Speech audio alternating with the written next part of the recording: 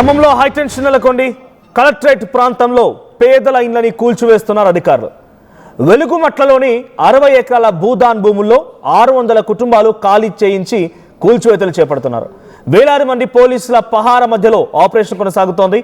జేసీబీల సహాయంతో గుడిసెలను తొలగిస్తున్నారు అధికారులు. 10 ఏళ్లుగా ఇక్కడే ఉంటున్నాం, తమకు పట్టాలు ఇవ్వాలని జనం ఆందోళన బాటపట్టారు. అప్పులు తెచ్చి ఇల్లు కట్టుకున్నామని, అయితే దీన్ని కూల్చివేయడంతో బాధితులు కన్నీళ్లు పెడుతున్నారు. మీడియాకి నో పర్మిషన్. ఎక్కడ చూసినా కూడా హైటెన్షన్ వాతావరణం నెలకొంది. ఆ ఇండ్లని మొత్తానికి కూడా 600 కుటుంబాన్ని 60 ఎకరాల్లో 600 కుటుంబాలు నివాసం ఉంటున్నాయి. అప్పు చేసి మరి అక్కడ ఆ కుటుంబాలు ఇల్లు కట్టుకున్నాయి. తమకు పట్టాలు ఇవ్వాలి అనేటువంటి ఆ క్రమంలోనే ఒకసారిగా భూదాన్ భూముల్లో మొత్తం ఇదంతా ప్రభుత్వ భూమి అన్నట్టుగా అధికారులు వచ్చి ఒకేసారి మూకుమ్మడి దాడి చేసి జేసీబీల సహాయంతో ఆ నివాసాన్ని కూల్చివేస్తున్నారు. ఒకసారి ఖమ్మంలోని అక్కడ సిచ్యువేషన్ లా ఉంది, ఆ విజువల్ చూద్దాం. క్షేమంగా ఒక దగ్గర పెడతారు, భద్రపరుస్తారు. అంతా కూడా వీడియో రికార్డింగ్ ప్రకారం మీ సామాన్యాన్ని కూడా భద్రపరుస్తారు.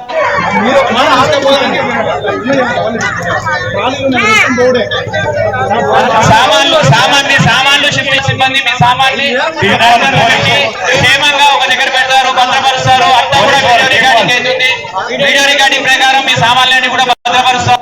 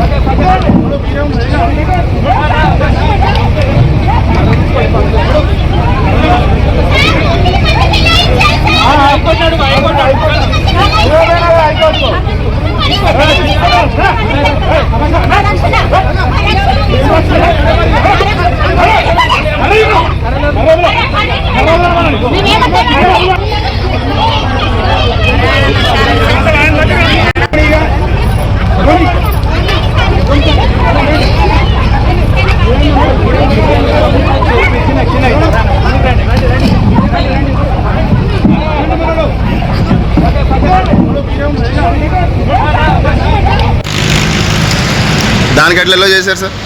ఆ వెహికల్కి ఎట్లా ఎలా చేశారు? అయితే పోలీస్ వెహికల్కి వర్క్కి సంబంధం లేదు. అప్పుడు మీడియా వాళ్ళకే ఉంటుందా? మీడియా వాళ్ళకే ఉంటుందా? చెప్పండి సార్.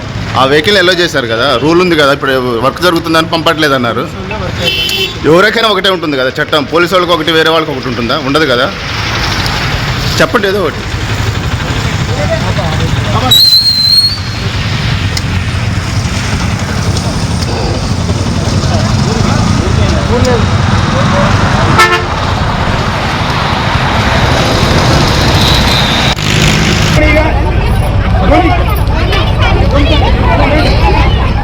రైట్. వెలుగుమట్లోని 60 ఎకరాల్లో భూదాన్ భూములు ఉంటే 60 ఎకరాల్లో 600 మంది కుటుంబాలు 10 సంవత్సరాల పాటుగా అక్కడ నివాసం ఉంటూ ఉన్నాయి.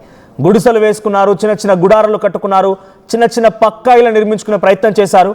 సో ఇప్పుడు వారందరినీ కూడా ఒకేసారి మూకుమ్మడి దాడి నేపథ్యంలో అధికారులు అక్కడి నుంచి పంపించే ప్రయత్నం చేస్తున్నారు. సో విజువల్స్ మనం చూస్తున్నాం. ఒక మహిళ జేసీబీ బకెట్ లోపల కూర్చొని చంపేస్తారా, చంపేయండి, మమ్మల్ని కూడా ఈ మట్టి కింద కప్పెట్టేసేనట్టుగా ఆగ్రహం వెళ్ళగక్తూ ఆ జేసీబీకి అడ్డుగా వెళ్తున్నారు. జేసీబీ బకెట్లో కూర్చొని నిరసన వ్యక్తం చేస్తున్నారు. పోలీసులు అక్కడి నుంచి వెళ్ళగొట్టే ప్రయత్నం చేస్తున్నారు. కానీ ఎవరిని వదిలిపెట్టలేదు పోలీసులు. అందరినీ కూడా కొన్ని వందలాది మంది పోలీసులు ఒకేసారి ఏకకాలంలో అక్కడికి వెళ్ళిపోయి ఈ ఆపరేషన్ చేపడుతున్నారు. ఇప్పుడు ఖమ్మంలోని వెలుగుమట్టలో ఉన్నటువంటి ఈ సంఘటన ఒక్కసారిగా హాట్ టాపిక్ అయింది. సో చాలా మంది కొన్ని వేల ఎకరాలు కబ్జా చేసినటువంటి భూ బకాసురులు ఉన్నారు, ప్రభుత్వంలో ఉన్నారు, ప్రతిపక్షంలో ఉన్నారు. కానీ తాము ఉండడానికి ఒక చిన్న జాగా, మహా అయితే ఒక 100 అడుగుల జాగా, ఆ 100 అడుగుల జాగని కాస్త అంత కూడా ఉండదు, ఇంకా 10 అడుగుల జాగా చుట్టూ ఓ చిన్న గుడారాన్ని ఏర్పాటు చేసుకోవడానికి ఆ కుటుంబం కోసం ఏర్పాటు చేసుకున్న ఆ గుడారాన్ని, ఆ వస్తువుల్ని కూడా ఆ జేసీబీల సహాయంతో విసిరి బయట పడేసి ఇప్పుడు ఆ కుటుంబాన్ని మొత్తాన్ని కూడా నిరాశ్రయులుగా, ఒక రకంగా చెప్పాలంటే వారందరూ కూడా దిక్కులేని వారిగా పక్కకి నెట్టేస్తున్నారు అధికారులు. సో ఖమ్మం జిల్లాలో హైటెన్షన్ కొనసాగుతోంది. సో ఎక్కడికక్కడ ఆ హైటెన్షన్ వాతావరణం మధ్యలో భారీ పోలీస్ బందోబస్తు మధ్యలోనే పహార మధ్యలో ఈ కూల్చివేతలు జరుగుతూ ఉన్నాయి. మా ప్రతినిధి ఉదయ్ మరిన్ని అప్డేట్స్ అందిస్తారు. ఉదయ్, సో ఎన్ని రోజులుగా వీళ్ళంతా అక్కడ నివాసం ఉంటున్నారు? సో నివాసం ఉన్న రోజులు వారు అక్కడ ఎవరు కానీ అక్కడ వెళ్ళలేదు, అక్కడ గుడారం వేసుకున్నప్పుడు ఎవరు అడగలేదు. సో అది జరిగింది. ఇప్పుడు ఉన్న పలంగా వచ్చేదంతా ప్రభుత్వ భూమి, భూదాన్ భూమి, ఇదంతా ప్రభుత్వానికి చెందుతున్న రకంగా ఇప్పటికిప్పుడు కూల్చివేయడం ఎలా చూడాలి? అక్కడ ఎంతమంది నివాసం ఉంటుందో 2 నివాసాలు ఉన్నాయి. వారంతా అంటే ఏ వృత్తులు చేసేవారు, నిరాశ్రయులుగా ఉన్నటువంటి ఇప్పుడు వారందరూ కూడా ఏం చెప్తున్నారు? ఖమ్మం జిల్లాలో తీవ్ర ఉద్రిక్తత చోటు చేస్తుంది. ఖమ్మం అర్బన్ మండలం వెలుగుమట్ట రెవెన్యూ పరిధిలో సర్వే నెంబర్ 147, 148, 149 గల భూముల వ్యవహారంలో చాలా పెద్ద ఎత్తున హైటెన్షన్ వాతావరణం చోటు చేసుకుంది. దాదాపు 1000 మంది ఆక్రమణదారులు భూదాన్ భూములను ఆక్రమించుకున్నారంటూ ప్రభుత్వానికి చెందినటువంటి పోలీస్ శాఖతో పాటు రెవెన్యూ మున్సిపల్ అధికారులు చాలా పెద్ద ఎత్తున బందోబస్తుతో పాటు పోలీసుల మోహరింపుతో ఎదుర్కొన్నటువంటి పరిస్థితి చోటు చేసుకుంది. అక్కడ ఉన్నటువంటి ఆక్రమణదారులందరినీ కూడా పూర్తి స్థాయిలో చెదరగొట్టే ప్రయత్నం చేస్తున్నారు. అక్కడ గ్రామీణ పేదల సంఘం ఆధ్వర్యంలో చాలా పెద్ద ఎత్తున సుమారు 18 ఎకరాల విస్తీర్ణంలో కూడా ఏర్పాటు చేసుకుని సుమారు 10 ఏళ్ల కాలంగా జీవిస్తున్నారు. ఈ విషయంపై హైకోర్టును కూడా సదరు గ్రామీణ పేదల సంఘం ఆశ్రయించింది. కానీ ప్రస్తుతం ఈ అంశానికి సంబంధించి కోర్టు పరిధిలో ఉన్నటువంటి అంశంపై పోలీసులు చాలా పెద్ద ఎత్తున మోహరించి ఉన్నటువంటి పేదల ఇళ్లను కూల్చివేయడం పట్ల తీవ్ర ఉద్రిక్తమైనటువంటి వాతావరణం అయితే నెలకొంది. అయితే మొదటి నుంచి తాము హైకోర్టుని ఆశ్రయించామని హైకోర్టు స్టేటస్ కో ఆర్డర్స్ ఉన్నప్పటికీ ప్రభుత్వం ఈ విధమైనటువంటి దుందుడుకు చర్యలు చేయడం సరైంది కాదంటూ అక్కడ చాలా పెద్ద ఎత్తున ఉన్నటువంటి గ్రామస్తులు కావచ్చు, అక్కడ నివాసాలు ఏర్పరుచుకున్నటువంటి ఆక్రమణదారులంతా కూడా ఆందోళన వ్యక్తం చేశారు. ప్రస్తుతం ఈ అంశంపై హైకోర్టులో జడ్జిమెంట్ ఇంకా రావాల్సినటువంటి సమయంలో ఈ స్థాయి ధోరణికి ఎందుకు ప్రభుత్వం పాల్పడుతున్నట్టు కూడా పెద్ద ఎత్తున చేశారు. ఈ నేపథ్యంలో సుమారు 3000కు పైగా మంది పోలీసులు అక్కడ ఘటన ప్రదర్శనకు చేరుకొని అక్కడ ఉన్నటువంటి నివాసాలను కూల్చే ప్రయత్నం చేస్తున్నారు. అక్కడ ఉన్నటువంటి గుర్తులను కూడా తొలగించే ప్రయత్నం చేస్తున్నారు. దీంతో అటు ఆక్రమణదారులకు, పోలీసులకు, ప్రభుత్వ శాఖ అధికారులకు మధ్య తీవ్ర ఉద్రిక్త పరిస్థితి నెలకొని భారీగా పోలీసులు మోహరించి అక్కడ ఉన్నటువంటి గుడిసెలన్నింటినీ కూడా పూర్తిగా ధ్వంసం చేయడంతో పాటు తొలగించే ప్రయత్నం చేస్తున్నారు. ప్రస్తుతం ఈ అంశంపై అటు బీఆర్ఎస్ కూడా స్పందించింది. బీఆర్ఎస్ నేత హరీష్ రావు కూడా ప్రస్తుతం పోలీసుల ఉక్కుపాదం అటు గ్రామీణ పేదరికం సగంతో పాటున్నటువంటి నివాసులపై కల్పిస్తున్నారంటూ కూడా పెద్ద బీఆర్ఎస్ కూడా తమ వాదనలు వినిపించే ప్రయత్నం చేస్తుంది. ఏదేమైనప్పటికీ హైటెన్షన్ వాతావరణం ఒకవైపు ఆక్రమణదారులను ఖచ్చితంగా అక్కడి నుంచి తొలగించేలా పూర్తి చర్యలు తీసుకుంటామని చెప్పి అధికారులు చెప్తున్నారు. గతంలో కూడా సుమారు 10 ఏళ్ల కాలంగా అటు గ్రామీణ పేదల సంఘం అదులు నిర్వహించి ఏర్పాటు చేసినటువంటి నివాసాలపై పెద్ద ఎత్తున ఆ ప్రదేశంలో ఉద్రిక్త పరిస్థితులు నెలకొన్నాయి. ఒకవైపు అది భూదాన్ ట్రస్ట్ బోర్డుకు సంబంధించినటువంటి భూములని లేదు, ఆ భూములు భూదాన్ ట్రస్ట్ బోర్డు ద్వారా పట్టే వచ్చాయని చెప్పి కూడా చాలా పెద్ద ఎత్తున అక్కడ ఉన్నటువంటి హక్కుదారుల ఆందోళన వ్యక్తం చేస్తున్నారు. తమకు పొజిషన్ సర్టిఫికేట్లు ఉన్నాయి, తమకు తాగునీటి, కరెంటు వర్తికల్గా కల్పించాలని గతంలో కూడా ప్రభుత్వాన్ని కోరారు. ఈ అంశంపై ఎప్పటి నుంచో పెద్ద ఎత్తున ఉద్రిక్తత చోటు చేసుకుంటున్న వరుసగా ఈ అంశంపై పెద్ద ఎత్తున చర్చలు కూడా జరిగాయి. కానీ ఇప్పటి వరకు ప్రభుత్వం నుంచి కావచ్చు ఒక డైరెక్షన్ రాలేదు. గతంలో కూడా అక్కడ ఉన్నటువంటి ఆక్రమణలను తొలగించే ప్రయత్నం చేసినప్పటికీ అది పూర్తి స్థాయిలో సఫలం కాలేదు. కానీ గతంలో వారికి water facility and current facility కల్పించినటువంటి ప్రభుత్వం ఇప్పుడు మళ్ళీ ఎందుకు అక్కడి నుంచి ఖాళీ చేస్తోంది? ఇప్పటి వరకు మౌలిక వసతుల కల్పనను ప్రభుత్వం కల్పించలేదు.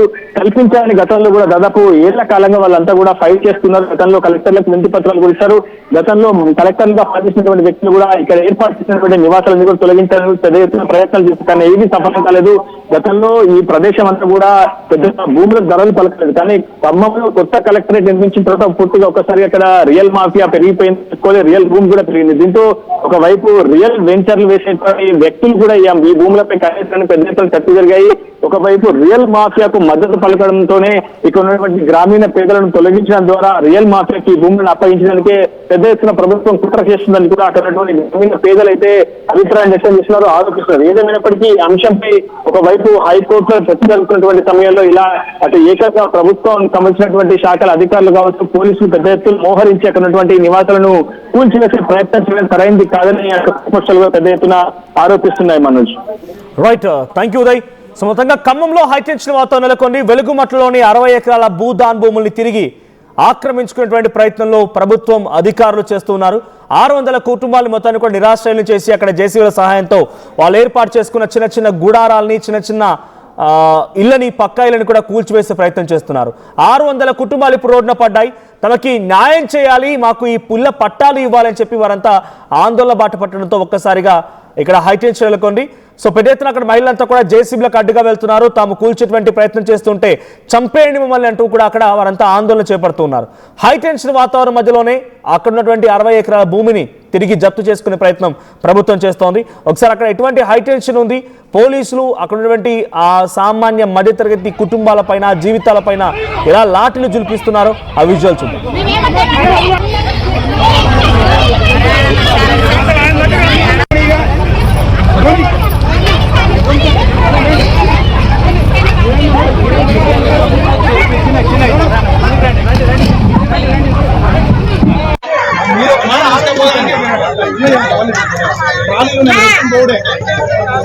సామాన్లు షిఫ్టింగ్ సిబ్బంది మీ సామాన్ని క్షేమంగా ఒక దగ్గర పెడతారు, భద్రపరుస్తారు.